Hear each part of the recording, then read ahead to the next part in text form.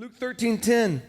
And when he was teaching in one of the synagogues on the Sabbath, and behold, there was a woman which had a spirit of infirmity 18 years, and was bowed together, and could in no wise lift up herself. So she is crippled. She is bowed over, like hunchbacked or curled over and bowed over, and she could in no wise straighten herself up. She is crippled. This is a crippled woman who's bowed over in the back and could not raise herself, and could in no wise lift up herself. And when Jesus saw her, he called her to him and said unto her, Woman, thou art loosed from thine infirmity. And he laid his hand on her, and immediately she was made straight and glorified God. What I like about this is in verse 11, there was a woman which had a spirit of infirmity. She did not have a crippled body. That was a spirit of infirmity that was reflecting in a crippled body.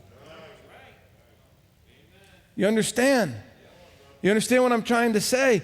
We would look at that and say, that poor woman, she was probably born a cripple. She's probably a hunchback. She's bowed over. Her spine is probably deformed. I mean, she may have been disfigured. She may have been in that condition so long. Her muscles have molded to that position, and she could not even raise herself up. And we look at that as a physical condition, and that is not a physical condition. That is a spiritual infirmity.